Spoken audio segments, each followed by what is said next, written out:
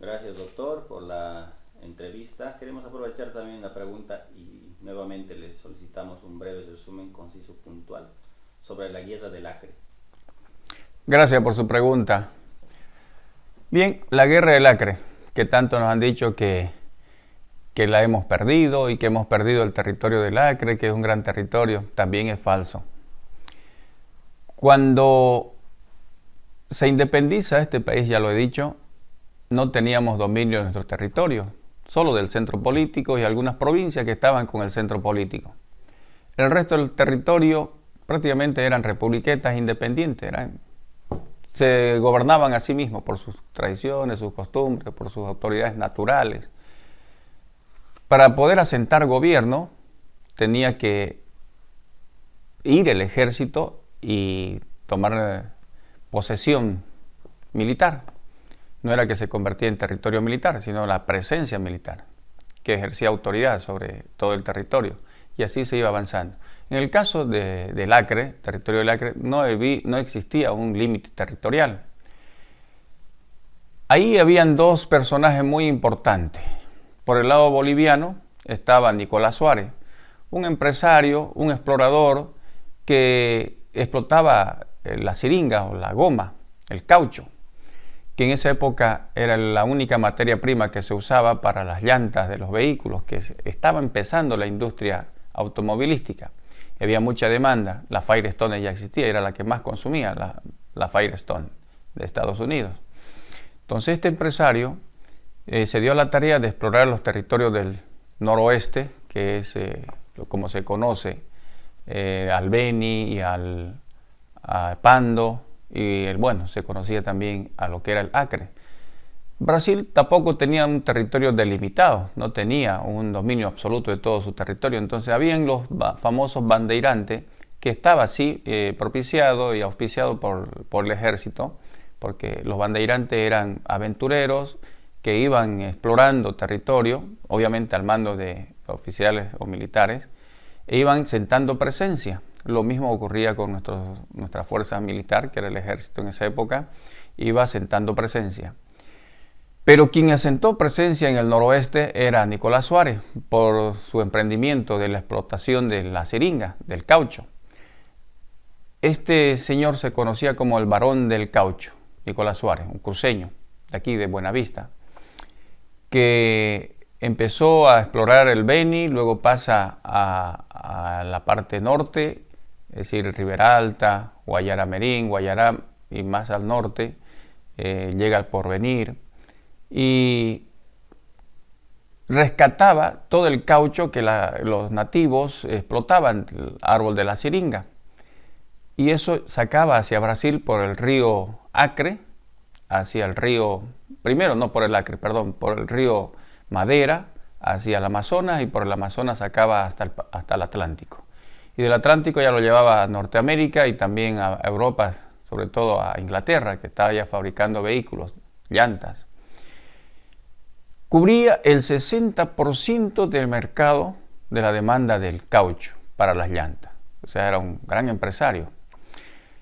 Y los brasileros por el otro lado, que avanzaban, Galvez, un empresario que también explotaba siringas, los dos personajes que explotaban el caucho. Galvez por la parte de Brasil, que comandaba un grupo grande de bandeirantes, es decir, aventureros, exploradores también, y Nicolás Suárez por el lado boliviano. Galvez llegó inclusive hasta el Porvenir, que ya estaba bien adentro del territorio, todavía no era conocida la frontera. No estaba en posesión del ejército boliviano. O sea, el ejército boliviano todavía no había tomado posesión. En sí, este señor Nicolás Suárez había tomado posesión a través de su exploración y explotación de la siringa. Llegó un momento en que ambos chocaron, ambos empresarios, y ahí empiezan a pelearse primero, con flechas, utilizando a los nativos y con las pocas armas que tenían, que eran para defenderse del tigre, los animales, para la caza también, para proveerse de alimento. Escopetas y algunos rifles, los Winchester, famoso Winchester, que se usaba en esa época. Y Se dan las primeras escaramuzas entre los dos empresarios, entre su personal. Entonces, Nicolás Suárez pide el apoyo del ejército y manda un mensajero a caballo hasta La Paz a Juan Manuel Pando, que era el presidente de Bolivia en esa época, y ya estaba asentado en La Paz, porque ya se trasladó a la sede de gobierno desde Sucre a La Paz. Terminada la guerra federal, justo estábamos saliendo de la guerra federal, que terminó en 1889, la guerra federal.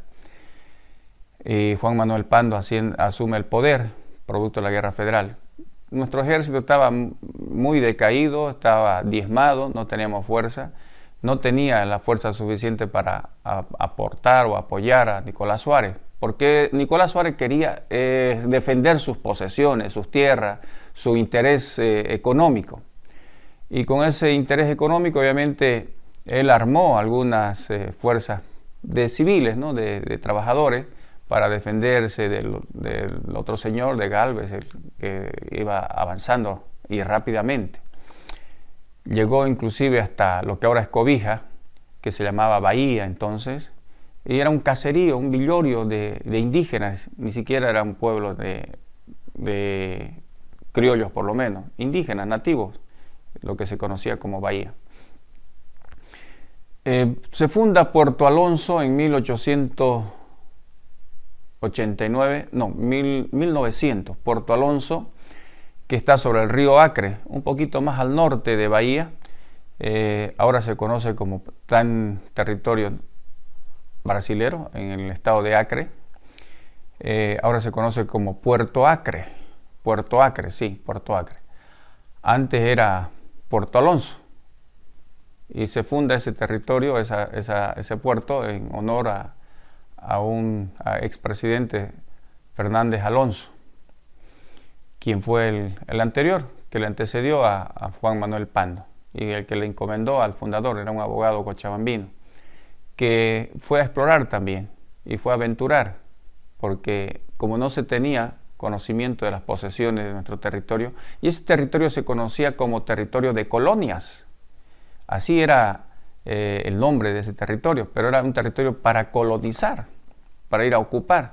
Entonces, este abogado fue encomendado a explorar y a levantar algunos pueblos o villorios, pero sin ejército, sin fuerza militar. Él fue como aventurero y funda Puerto Alonso, que fue muy importante, Puerto Alonso, en esa defensa de parte de Nicolás Suárez, para defender el territorio de lo que ahora se conoce como Pando. Como no teníamos posesión, y Nicolás Suárez aportó mucho a la defensa de esos territorios, pero fue defensa de sus posesiones económicas, de sus intereses económicos, más que políticos. A él no le interesaba mucho lo político, pero sí le interesaba lo económico, porque era un proveedor de materia prima para las llantas de los que entonces se estaba fabricando, empezando la industria automotriz con gran fuerza. Él proveía a la Ford, proveía a todas las fábricas de esa época. Y ya cuando Juan Manuel Pando envía tropas hasta el Acre, prácticamente ya estábamos perdidos. Ya fue muy poco lo que pudieron hacer nuestras tropas militares, justamente al mando de Juan Manuel Pando. Muy poco, porque ya los brasileros habían ocupado todo el territorio del Acre. Más al contrario, hemos tenido que recuperar, porque ellos ya estaban muy adentro, ya llegaron a Porvenir, que está más adentro, así frontera, casi a frontera con Beni. Se ha recuperado todo ese territorio, se ha retrocedido a las posesiones brasileras hasta llegar a la Abuná. Al final, ahí ya se dejó establecido el límite, el río Abuná, que cruza de oeste a este. Cruza de oeste a este. Si ustedes se fijan en el mapa de Pando, en la parte superior corre el río Abuná. Ese es el límite. Y el río Acre, para entrar al río Acre hay que pasar el río Abuná y avanzar por lo menos unos 80 o 100 kilómetros, recién poder encontrar río navegable del Acre. Y de ahí para adelante ya está Puerto Acre, como se conoce, Puerto Alonso, que era entonces. Lo que quiere decir que hemos logrado retroceder a los brasileros hasta el punto del río Abuná, lo que ahora se conoce la ciudad de Cobija, que era la ciudad de Bahía. Y es muy histórico la batalla de Bahía, que se libró entre indígenas armados con flechas contra los brasileros que estaban ahí ocupando. Los indígenas lograron incendiar ese villorio que ocupaban los brasileros y se recuperó lo que se llamó entonces Bahía y ahora es Cobija y es la capital del departamento de Pando. Lo que quiero demostrar es que si bien ocuparon los brasileros, pero eran los bandeirantes y apoyados obviamente por el ejército brasilero, porque ya lo dije, el ejército brasilero estimulaba, incentivaba de que estos bandeirantes vayan ocupando territorio, porque significaba territorio para Brasil. Pero como era un territorio sin límite, es decir, no había límite, tenían que ocupar lo que más se podía. Y Bolivia obviamente no tenía los recursos, ni los medios, ni las fuerzas suficientes para ir ocupando los territorios militarmente, hacer presencia, sentar presencia, fueron avanzando. O sea, la culpa en realidad no era ni de los bolivianos ni de los brasileros, pues cada cual tenía sus propias ambiciones, sus propias proyecciones, porque no había un límite territorial. Después de la famosa batalla de Bahía y la batalla de Puerto Alonso y otras batallas que se dieron, que no eran batallas, eran combates, emboscadas que se hacían, que nos hacían a las fuerzas no militares, no teníamos muchos militares en combate, pero sí teníamos los civiles que trabajaban o que combatían, que eran sus servidores o sus trabajadores de Nicolás Suárez. Bueno, esto es lo que puedo decirles. Y para que levantemos ese espíritu ganador, Bolivia ha recuperado el territorio del norte, lo que es Pando, se ha recuperado ya de las posesiones brasileras, de los brasileros, de los bandeirantes, de los empresarios, de Gálvez, porque Gálvez era un gran empresario, se declaró republiqueta independiente al Acre, no de Bolivia, sino de Brasil más, como una república independiente de ambos. No estaba sometido ni a Brasil ni a Bolivia, porque Gálvez era brasilero, pero hablaba muy bien el español, el castellano. E inclusive él ha vivido aquí en territorio boliviano un buen tiempo. Tenía mucha cultura boliviana.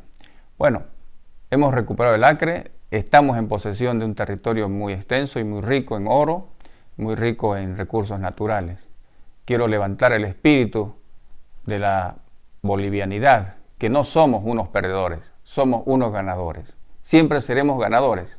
Gracias por la pregunta.